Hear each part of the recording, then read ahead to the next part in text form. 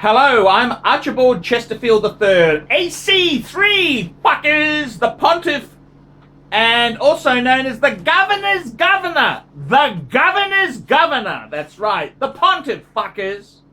And today I'm doing paid reviews. Remember, like, subscribe, and tell your circle-jerking friends about my channel. Please look in the description for 10 ways you can keep me full-time on YouTube. Here we go, fuckers. Hi Archie, love your channel with the perfect mix of knowledge and entertainment. There are some other channels out there, but they are mostly just led by pompous cunts that know nothing about jack shit about watches. Honestly, sometimes you need the true, honest truth with gloves off. Anyhow, this is my story. Current collection and questions.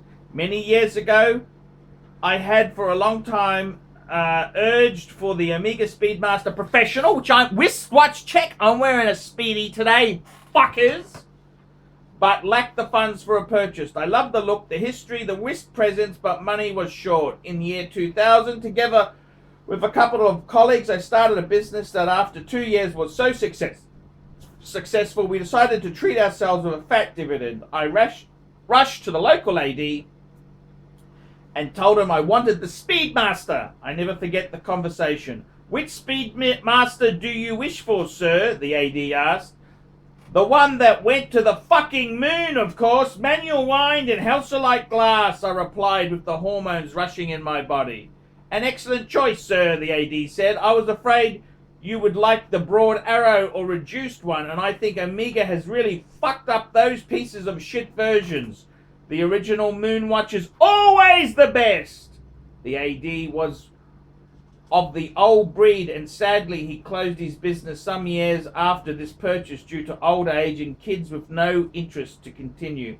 Anyway, that was year 2002, and the real wrist watch cherry was broken. The Speedmaster has stayed with me since and will never leave the collection. Since then, the collection has increased, and the current status is Omega Speedmaster Professional Moonwatch, Omega Seamaster Aquaterra Master Coaxial 38.5mm with blue dial, Omega Seamaster Planet Ocean Master Coaxial 42mm, Omega Seamaster 300 Master Coaxial, Omega Gold Watch dated 1960, inherited from my father and fitted with a black lizard strap from Hirsch, my main dress watch, a Rolex Datejust 116234, blue stick dial on a Jubilee bracelet, Rolex Milgauss 116400 GV with black dial, Rolex Explorer 2 16570 with black dial, Grand Seiko GB SBG J001 high beat movement GMT with white silver dial, Grand Seiko SBG A127 spring drive movement with blue sunburst dial limited edition, Grand Seiko SBG E011 spring drive movement GMT with black dial, Seiko Marine Master SBD B001 spring drive movement GMT, Breitling Super Ocean Heritage 42mm on a mesh bracelet, Zenith El Primo Original 1969 complete with both alligator strap and metal bracelet, plus a bunch of Sin, Fortis, Oris and regular Seikos that you would probably refer to as shitters. Yes, that's right. The watches are bought both new but very well discounted, as I always haggle with price from ADs, and used in excellent condition. As I am planning to expand the condition, I am considering an IWC Ingenua IW323906 and a Jaeger-LeCoultre Master Ultra Thin.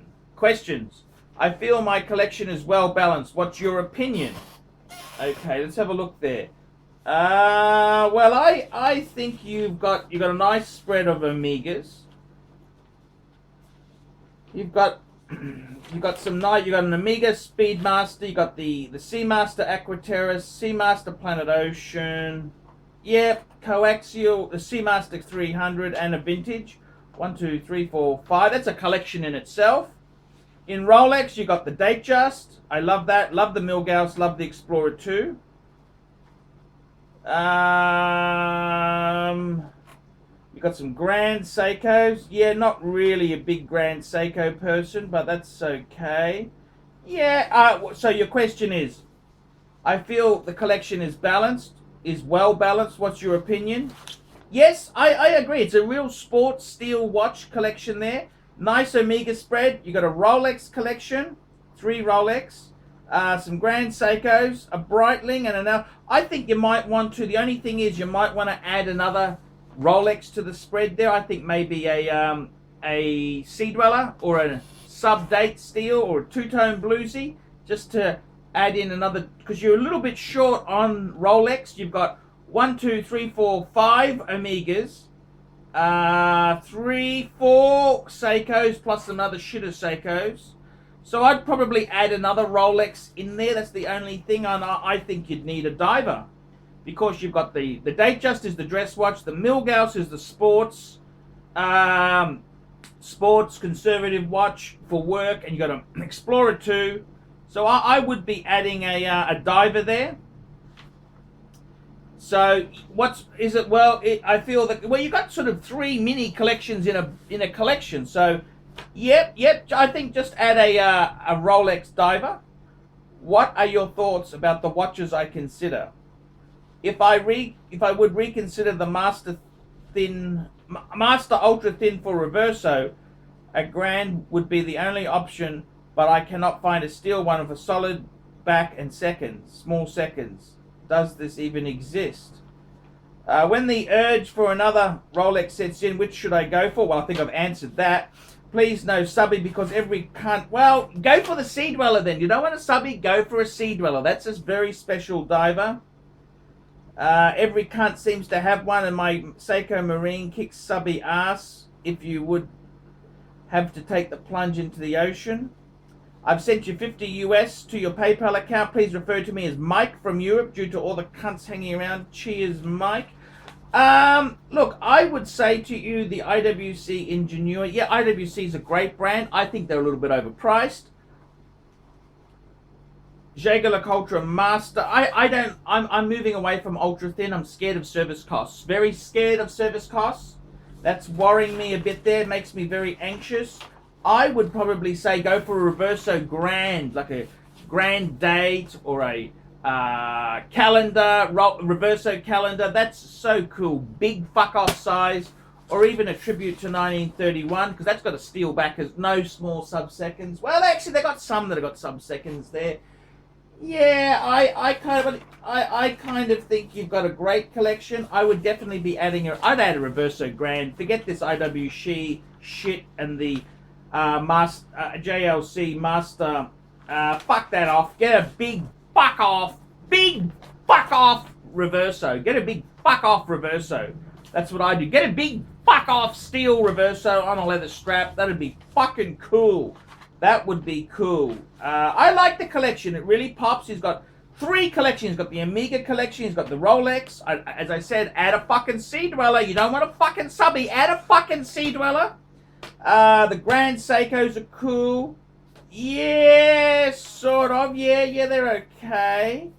Breitling's always good bang per buck. It's a great diver, great bang per buck. I don't mind the Super Ocean Heritage at all. That's a fucking stunning watch. The Zenith, not a big Zenith person, but I gotta say, nice collection. Looks like business has gone really well, Mike. I'm really proud of you. You've done well and you followed my advice. Tell me what you fuckers think of that. Well done, Mike. Great collection. Cart fuckers.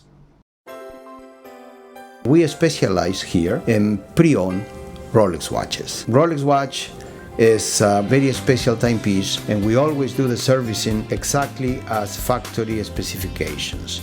We buy a pre-owned piece and we put it into brand new condition. We have Rolex certified technicians working on that.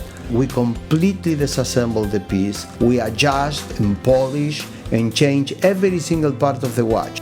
You have to have certified watchmakers that know what they're doing. If you have an expensive car, you're just not going to bring it to any mechanic that doesn't know what they're doing. You spend $5,000, it's like if you put money in the safe deposit box. And 1 or 2 years from now, you will keep having your $5,000. We have to spend a lot of money to get all this equipment together, but makes me feel I'm doing what I'm supposed to do. It's not a question of money, it's my passion.